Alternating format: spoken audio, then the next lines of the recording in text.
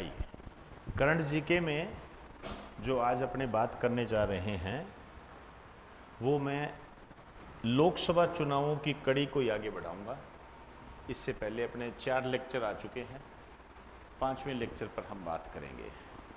अभी जो हमारे सामने लेटेस्ट अपडेट आया है वो ये आया है कि लोकसभा में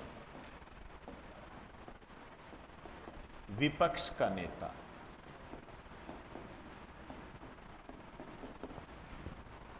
ये बने हैं, ठीक है।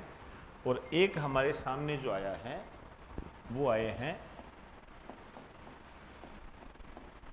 लोकसभा अध्यक्ष। ये आप जानते ही हो कि हम जो बात कर रहे हैं ये 18वीं लोकसभा की बात कर रहे हैं। मैं बार बार 18वीं बोल रहा हूँ, ठीक है ना, ध्यान रखना। राजस्थान में 16वीं विधानसभा है, ध्यान रखें, इसको कभी मत भूल जाना। तो लोकसभा में जो ओपोजिशन का लीडर है ये कौन बना है? राहुल गांधी। राहुल गांधी ये बने हैं, ठीक है ना। और ये इंपॉर्टेंट है। इंपॉर्टेंट इस महीने में है कि 10 साल बाद अंतराल ये उसके बाद बने हैं। इससे पहले विपक्ष का नेता था ही नहीं। इसका कारण होता है, कारण ये होता है कि विपक्ष का नेता बनने के लिए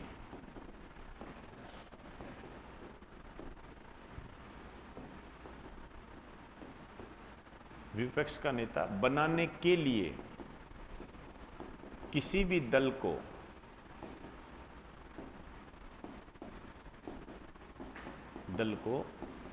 निर्वाचित सीटों का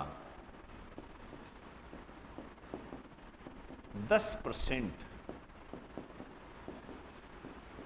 प्राप्त करना आवश्यक होता है। 10% प्राप्त करना आवश्यक होता है, ठीक है ना। आप जानते हो 2014 में जो कांग्रेस है इसको 44 सीटें मिली थी। आप ये भी कह सकते हो कि लोकसभा के लिए कितनी सीटें होनी चाहिए? 54 सीटें प्राप्त करनी आवश्यक। क्या ये सही है? ठीक है ना। 54 सीटें प्राप्त करनी आवश्यक होती है। कांग्रेस को 2014 में 44 मिली थी और 2019 के अंदर 52 मिली थी। इस कारण से विपक्ष में बैठने का मौका इनको नहीं मिला, ठीक है ना। ये आपको ध्यान रखना है, ओपोजिशन का लीडर है ये।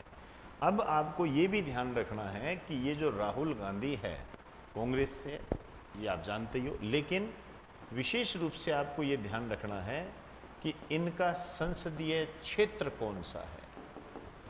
इन्होंने 2 जगहों से चुनाव लड़ा था, एक वायनाड जो कि केरल में है, एक रायबरेली जो कि यूपी में है। इन्होंने अपना डिसीजन ले लिया है कि ये वायनाड वाली सीट को छोड़ेंगे और रायबरेली वाली सीट को रखेंगे। तो इनका जो संसदीय क्षेत्र माना जाएगा वो कौन सा माना जाएगा? रायबरेली, यूपी। इनका संसदीय क्षेत्र ये है।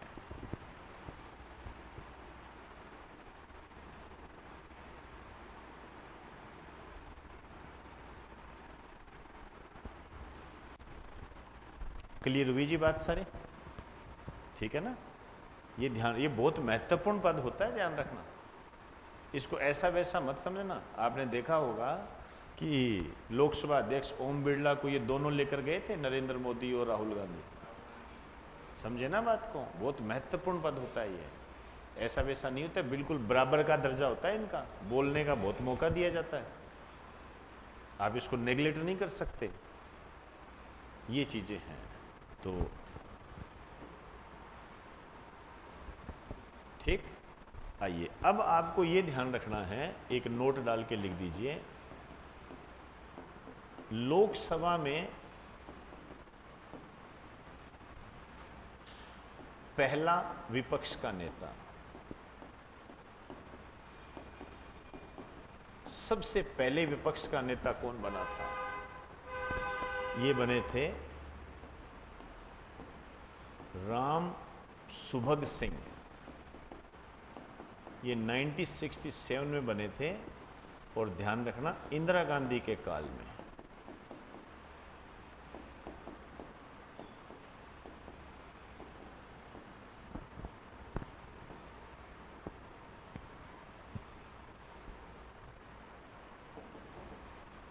ये मोस्ट इंपॉर्टेंट है, राम सुभग सिंह।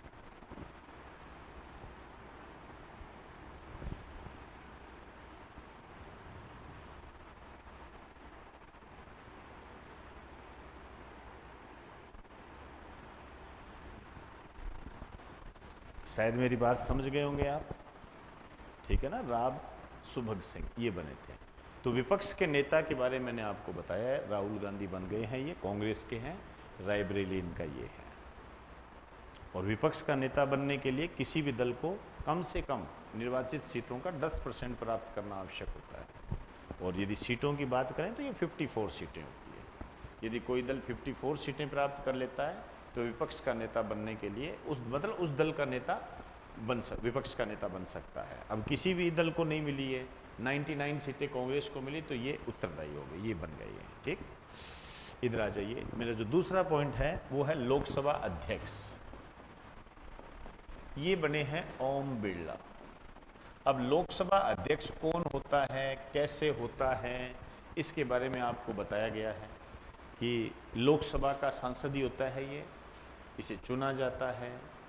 और ये जो है इसकी जो आप कह सकते हो कि निर्वाचन होता है इसको शपथ जो दिलाते हैं, बताइए कौन दिलाता है इनको शपथ, लोकसभा अध्यक्ष को? कौन बताएगा? प्रधानमंत्री, राज्यपाल।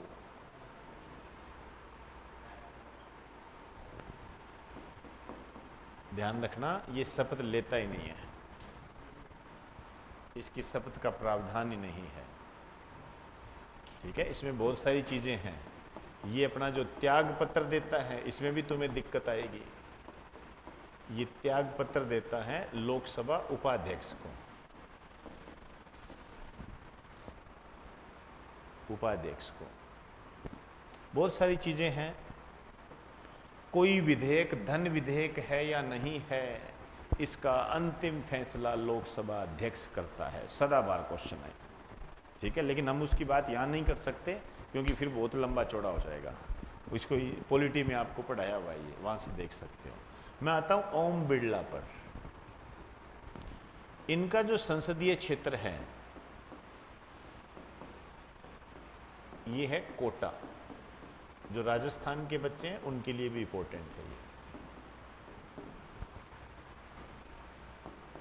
ये दूसरी बार बने हैं, दूसरी बार लोकसभा अध्यक्ष बने हैं ये।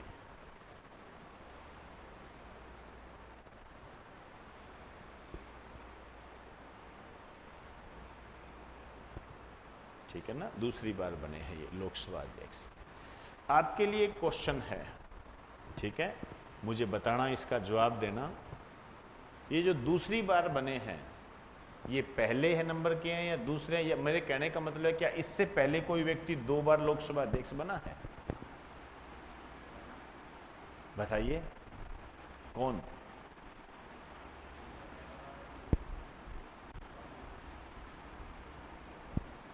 कोई बात नहीं, इस पे विचार करें आप, आगे हम बात करेंगे इस पर। ये आपके लिए ध्यान होना चाहिए, ठीक है ना। ये चीजें हैं।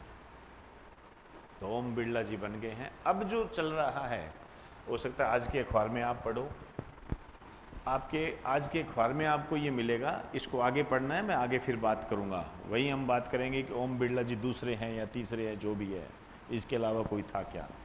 अभी आपको ये मिलेगा, संयुक्त अधिवेशन को राष्ट्रपति संबोधित करेंगे। ये मैं अखबार का बता रहा हूं आपको कि आपको इस न्यूज़ पे ध्यान देना है, ठीक है ना। राष्ट्रपति संबोधित करेंगे, याद कीजिए, एक आर्टिकल बताया जाता है आपको, आर्टिकल 87, ठीक है ना। ये ऐसे जोड़कर पढ़ना है आपने। संयुक्त अधिवेशन ये है।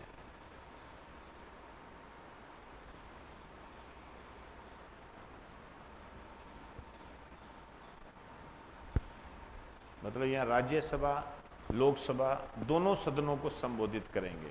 संयुक्त अधिवेशन कह दो चाहे दोनों सदनों को संबोधित करेंगे, ये जो भी आप कहना चाहे।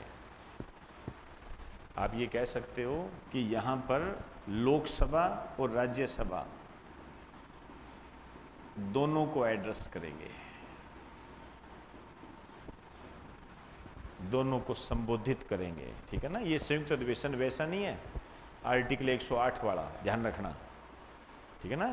आर्टिकल 108 में होता है ना, संयुक्त अधिवेशन का आह्वान कौन करता है, राष्ट्रपति, अध्यक्षता कौन करता है, ठीक है। ये है। चलें,